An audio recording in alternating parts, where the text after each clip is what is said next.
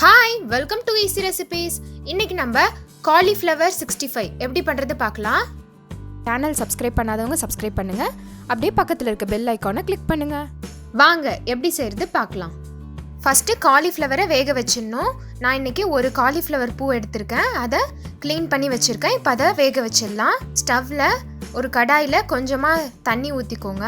தண்ணி லைட்டாக சூடானோடனே கொஞ்சமாக உப்பு, கொஞ்சம் மஞ்சத்தூள் சேர்த்துக்கோங்க. சேர்த்துட்டு ஒரு தடவை மிக்ஸ் பண்ணி விட்டுருங்க. இப்போ நம்ம காலிஃப்ளவர் சேர்த்துடலாம். ஃப்ளேம் வந்து ஹை ஃப்ளேம்லேயே வச்சுட்டு ஒரு 5 நிமிஷம் வேக விட்டால் போதும், காலிஃப்ளவர் வெந்துடும். இப்போ இதை எடுத்து வடிகட்டி வச்சிடலாம். இப்போ நம்ம காலிஃப்ளவருக்கு மசாலா ரெடி பண்ணிடலாம். அதுக்கு நான் 1 கப் சோள மாவு எடுத்திருக்கேன், அதாவது கார்ன்ஃப்ளவர் மாவு. அப்புறம் 2 டீஸ்பூன் அரிசி மாவு எடுத்திருக்கேன். ஒரு அரை டீஸ்பூன் இஞ்சி பூண்டு விழுது, 2 டீஸ்பூன் மிளகாய்த்தூள், 1 டீஸ்பூன் கரம் மசாலா, அப்புறம் கொஞ்சமாக உப்பு. நம்ம ஏற்கனவே காலிஃப்ளவரில் உப்பு சேர்த்துருக்கோம், அதனால் கொஞ்சமாக சேர்த்துக்கோங்க. அப்புறம் 1 டீஸ்பூன் வினிகர் சேர்த்துருக்கேன். வினிகர் வந்து ஆப்ஷனல் தான். நீங்கள் வினிகருக்கு பதிலாக லெமன் கூட ஸ்குவீஸ் பண்ணி விட்டுக்கோங்க. இப்போ நல்லா மிக்ஸ் பண்ணிவிடுங்க.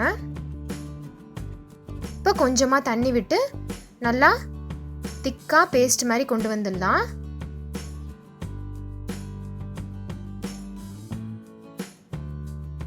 அவ்வளோதான், ரெடி ஆயிடுச்சு. இப்போ நம்ம வேக வச்சுருந்த காலிஃப்ளவரை இதில் சேர்த்துட்டு நல்லா ஒரு தடவை மிக்ஸ் பண்ணி விட்டுருங்க. நல்லா எல்லாத்துலேயும் படுற மாதிரி நல்லா மிக்ஸ் பண்ணிவிடுங்க. இது வந்து ஒரு குறைஞ்சபட்சம் ஒரு 20 நிமிஷம் ஊறினா நல்லாயிருக்கும்.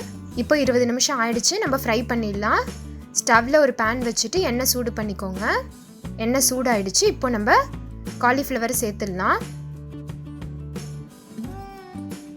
ஃப்ளேம் வந்து மீடியம் ஃப்ளேமில் வச்சுக்கோங்க. நல்லா கோல்டன் ப்ரௌன் ஆற வரைக்கும் வச்சுருங்க ஸ்டவ்வில். பாருங்கள், நல்லா கோல்டன் ப்ரௌன் கலரில் வந்துருச்சு. இந்த ஸ்டேஜில் நம்ம எடுத்துடலாம். அவ்வளோதான், ரெடி ஆகிடுச்சு நம்மளோட சூப்பரான காலிஃப்ளவர் 65. கண்டிப்பாக ட்ரை பண்ணி பாருங்கள், ரொம்ப சூப்பராக இருக்கும். இந்த வீடியோ உங்களுக்கு பிடிச்சிருந்தா லைக் பண்ணுங்கள், ஷேர் பண்ணுங்கள். அப்படியே ஈஸி ரெசிபீஸ்க்கு சப்ஸ்கிரைப் பண்ணுங்கள். தேங்க்யூ.